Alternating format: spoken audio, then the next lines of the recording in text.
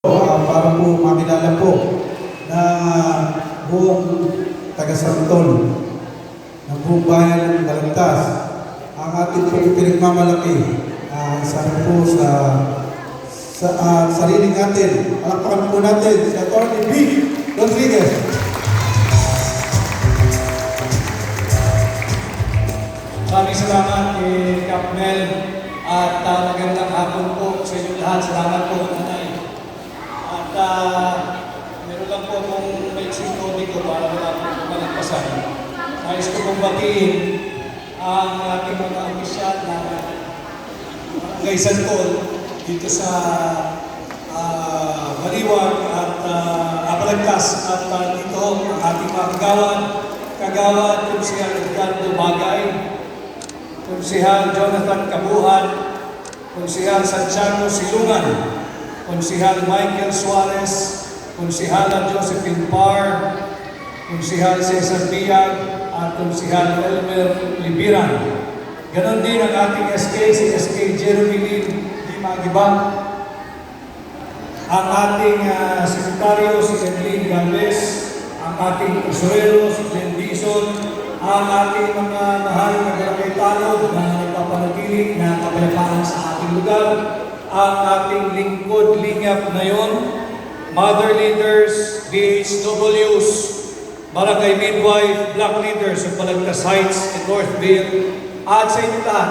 Ganun din po sa mga dati mo nakikita na naka-live vlog yata ngayong hapon, yung milyong Pilipino, kasama po ninyo, kasama natin ngayong hapon sa ibang panig ng mundo na nakasubaybay sa inyong ginagawang Barangay Assembly.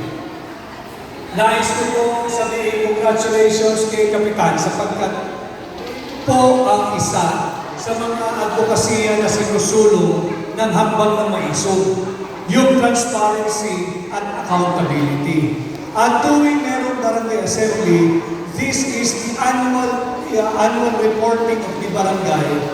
Kumbaga ito po yung counterpart ng State of the Nation address. At panatag ang aking kalooban na sabihin, sa pamumuno ni Kapitan Mel, the state of your barangay is doing very well.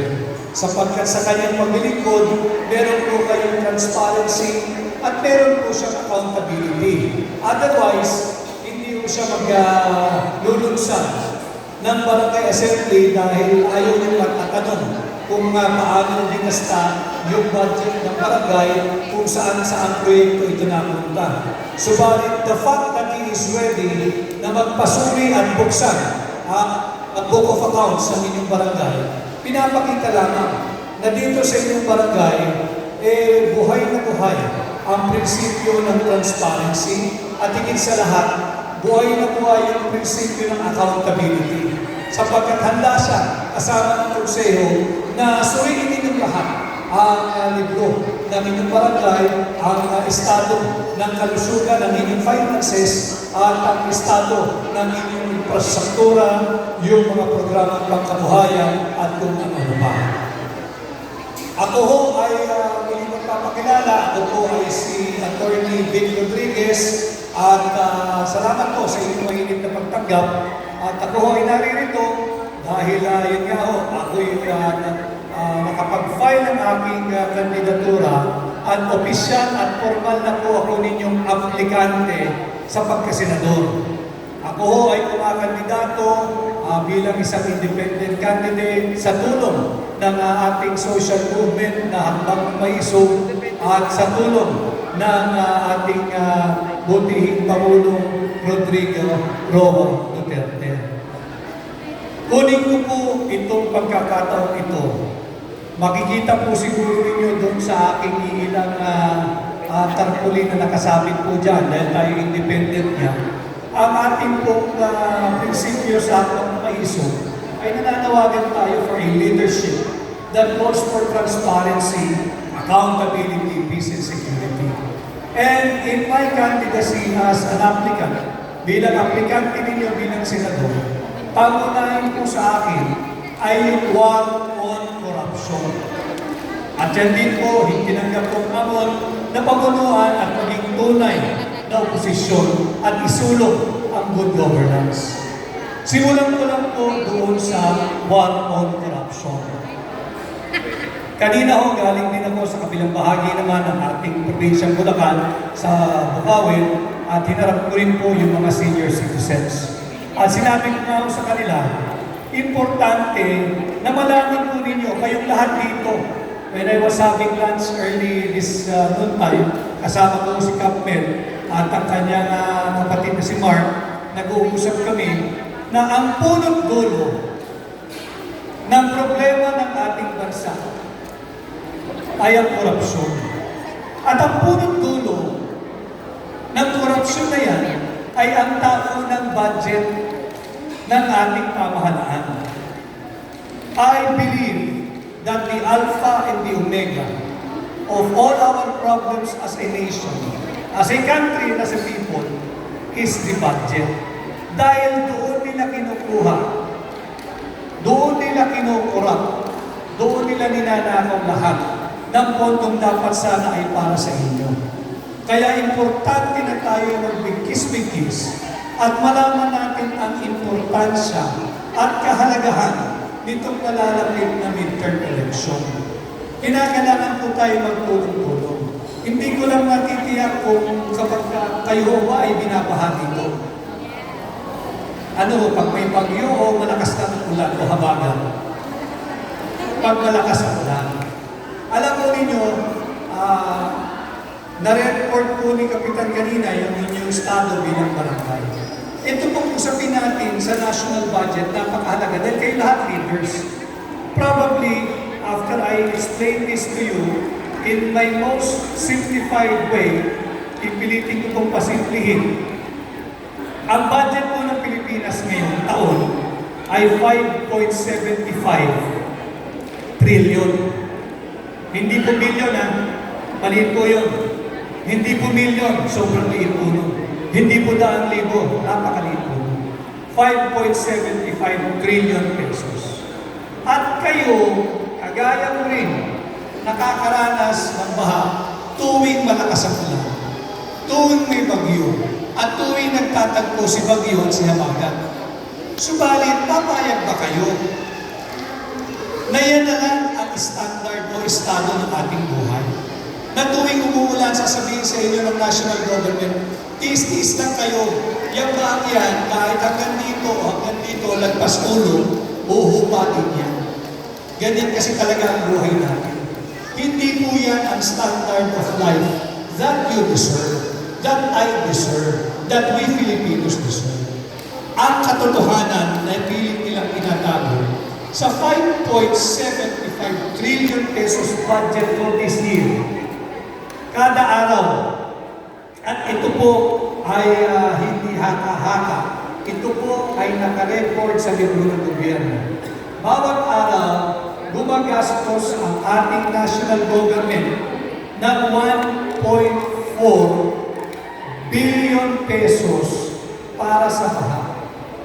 Eh bakit konting ulan, binabaha pa rin tayo? Importanteng malaman ito para pagdating ng midterm election, singilin natin sila. Nasaan ang pera ng mamamayang Pilipino?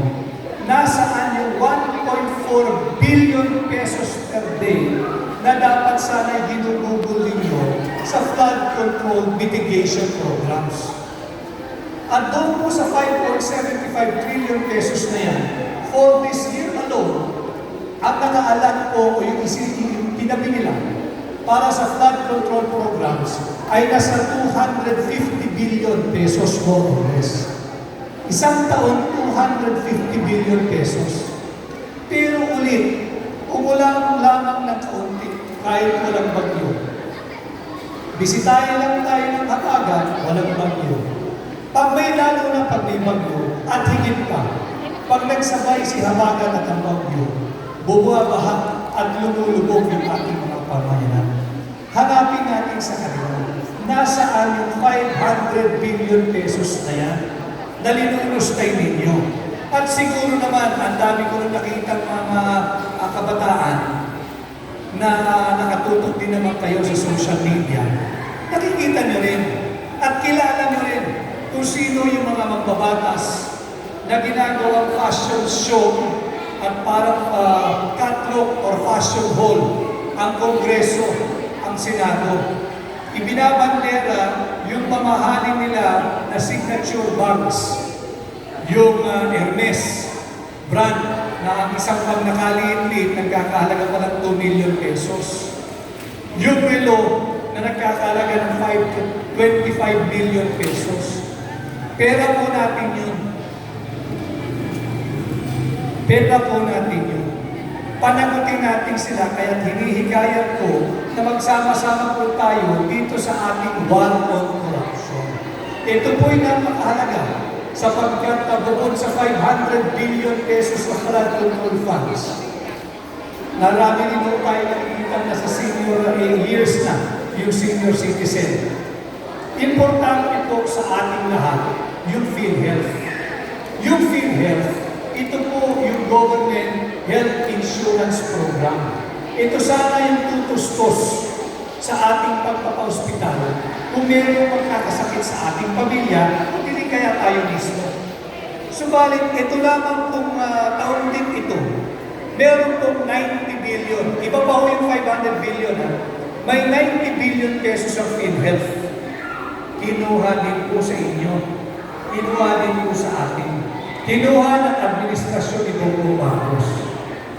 Ibinalik nila sa National Treasury para tustusan yung kanilang mga kapritsyo, yung kanilang mga luho, yung kanilang mga pet projects, yung tinatawag natin pork barrel.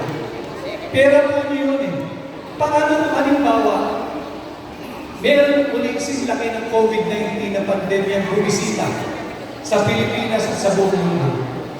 Hindi na kayang tustusan ng gobyerno yung hospitalization expenses, yung hospitalization needs nating mga Pilipino.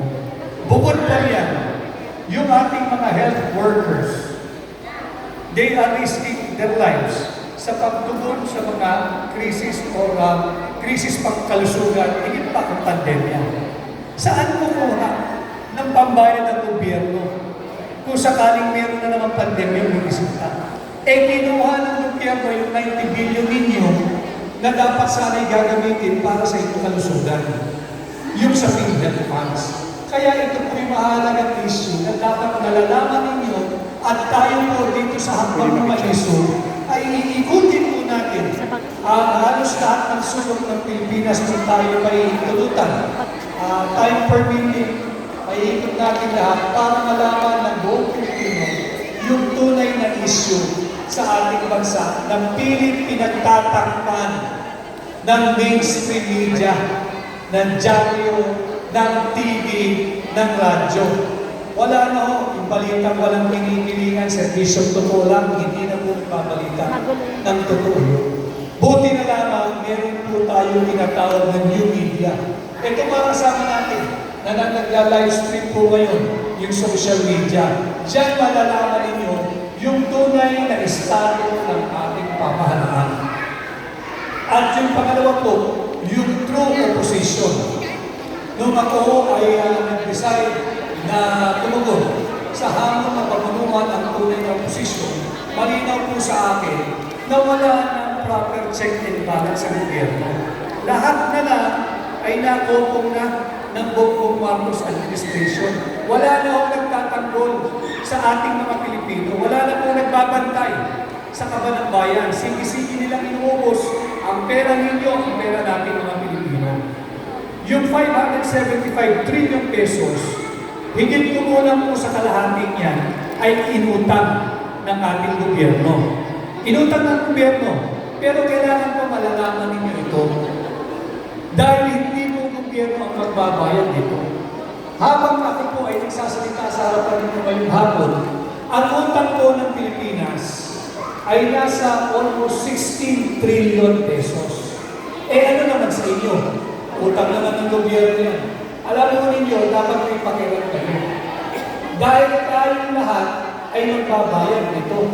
Pati po yung bata ngayon pa lang mismo, yung kasalukuyang pinapanganak habang tayo ng magkakaharap. Pag hinati-hati po yung 16 trillion pesos sa number of Filipinos today, pati yung pinapanganak right at this very moment. Lahat po tayo may utang.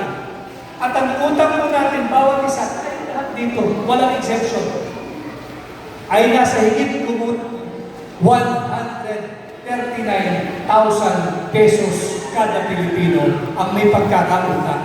Dahil lang sa korupsyon ginagawa ng kasalukuyang administrasyon. Hindi ba't kagalit-galit yan?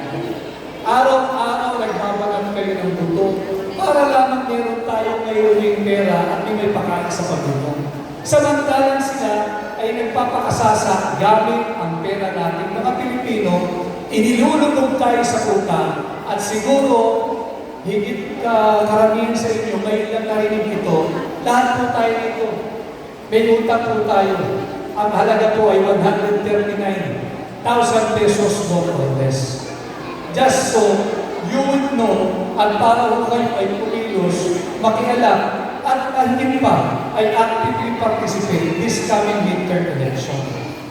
At yung ating pong pangatlong, ito yung sinasabi ng pagiging tunay na oposisyon. Wala na akong nagsasalita ngayon. Pinagtatakpan nila ang isa't isa dahil lahat sila ay nakikinabang sa pagnanakaw sa pera ng gobyerno, sa pera natin mga Pilipino.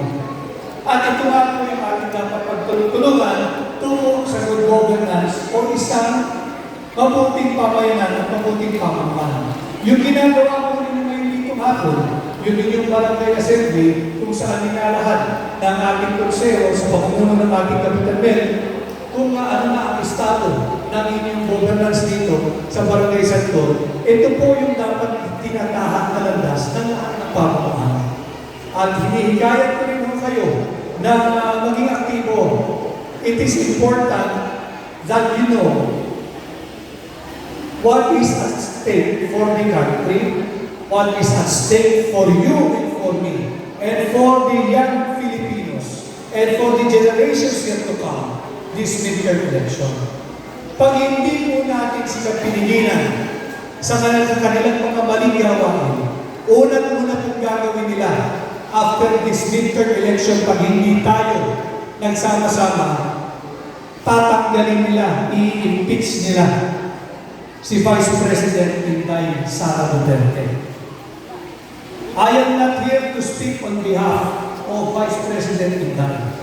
Hindi ko rin kung siya pinagtatanggol, hindi dahil hindi siya katanggol-tanggol, kundi wala po akong pahintulot, wala po akong personality, at wala po akong authority to speak on her behalf, and I am not even a lawyer or a consultant of the good Vice President. Kaya wala pong binibigay sa inyo itong issue ito, sapagkat si Vice President Inday Sara, siya lamang ang simbolo ng pagiging pangalawang pinuno. Siya lamang ang simbolo ng pagiging pangalawang pangulo. Subalit, pag yan ay pinayagan natin gawin ng Kongreso, pareho ang mababa at mataas na katulungan, ang Kongreso at ang Senado, pag hindi natin sila pinigilan, ang tunay na inaatake nila, hindi lang po si Vice President Inday, kung hindi yung 32 million Filipinos na bumoto kay Inday Sara para maging pangalawang pangulo. This is an attack on our democracy. This is an insult on our democratic process. And that is why dapat tayo magsama-sama, labanan natin itong diktadoryang nagaganap sa ating bansa ngayon. There is seemingly an undeclared martial law. There is already a dictatorship going on. At ang makikita natin dito, itong gagawin nilang pagtanggal o pag-impeach sa pangalawang pangulo. Again, ulitin ko, si Inday Sara bilang Vice President, simbolo lamang. Simbolo lamang ng 32 million Filipinos who have decided, who voted her into office as Vice President in a legal, lawful, constitutional, and democratic way. Bakit aagawin sa kanya yung pagiging Vice Presidente? Dahil lamang ho, ayaw nilang tumupad. Ang Marcos administration ayaw tumupad sa kanilang kontrata sa ating mga Pilipino. Ano ang kontrata ni Bongbong Marcos? 6 na taon lang magsisilbi. After ng 6 years, bumaba ka na. At hayaan mo, yung mananalo sa isang patas na halalan, pagkapangulo, ang papalit at hahalili sa iyo.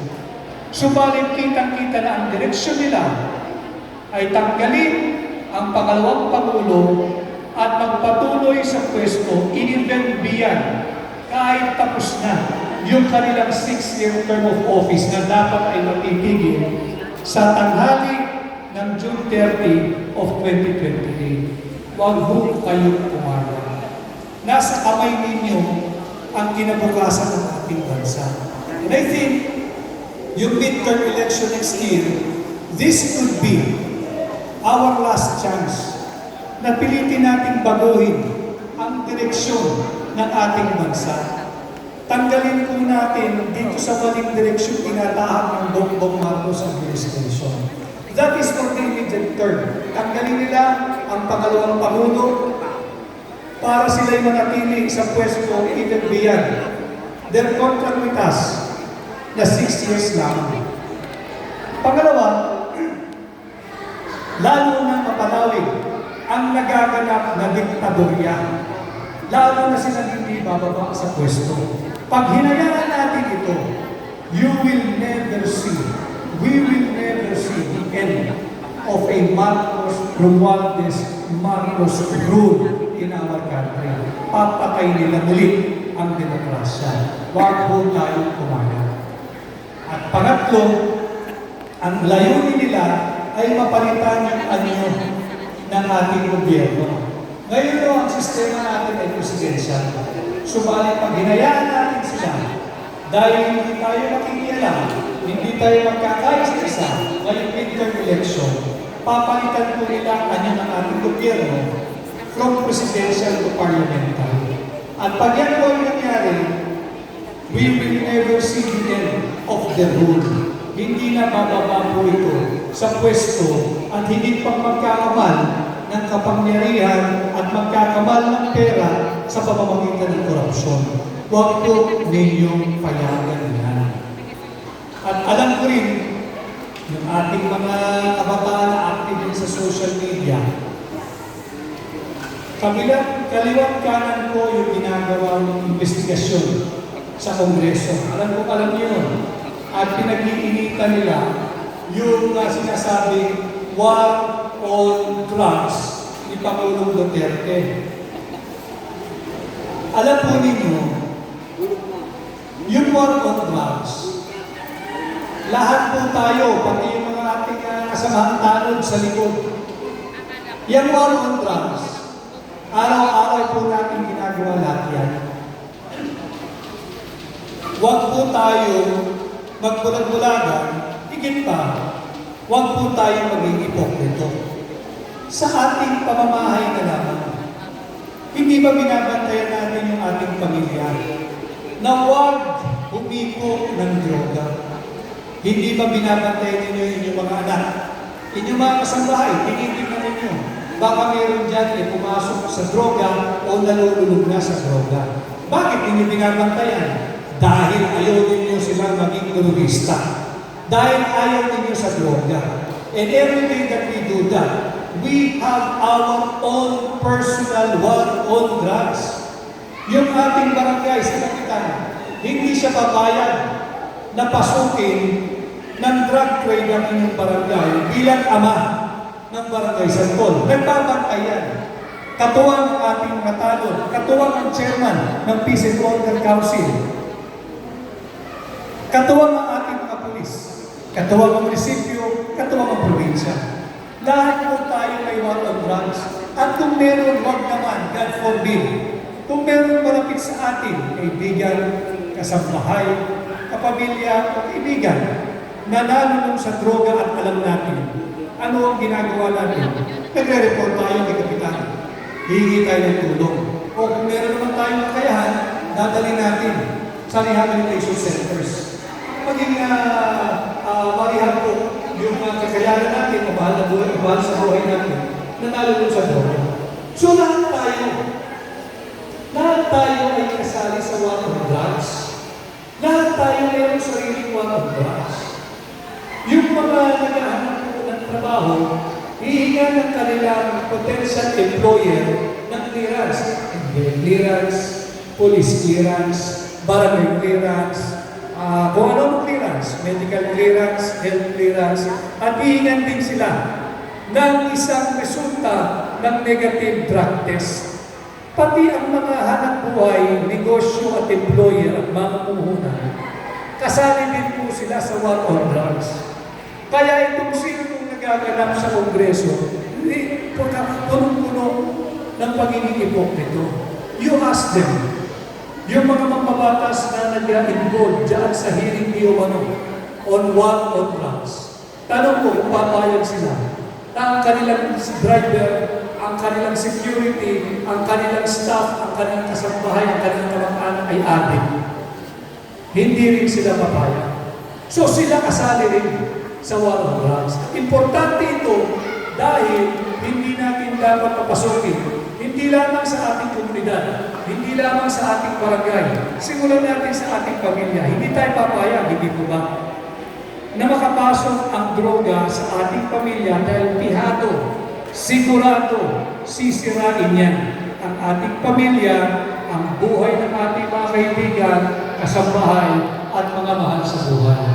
So yun po ang ating ipinunta rito na ibahagi ko sa inyo a very, very brief presentation. Alam kong pagod na rin ho kayo at makababa na rin ang araw ninyo because of the barangay assembly day. But I would like to thank all of you na ako ho ay napagbigyan ninyo ng pagkakataon, magkaharap-harap tayo.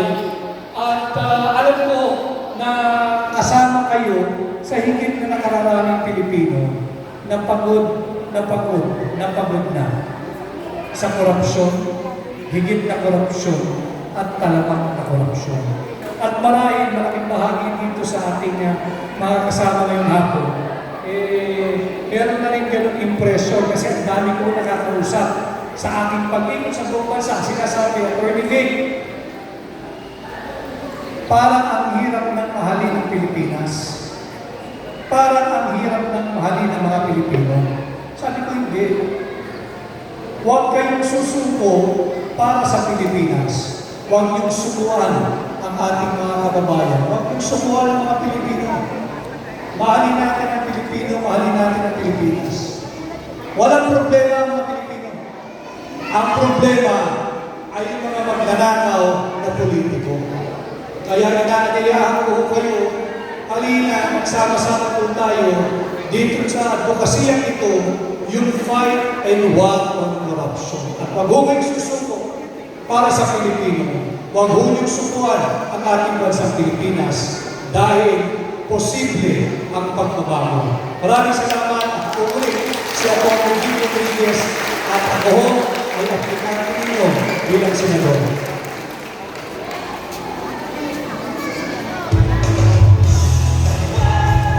Abogado ng masa ating kaibigan, taga-Bulacan din po. Ang kabihan ko sa kanyang puso, ang dati pong gobernador, halili po ang kanyang pong biyanan. Kaya po, siya po ay may pusong Bulacan. Palakpakan po natin si Atty. Vic Rodriguez. Atty.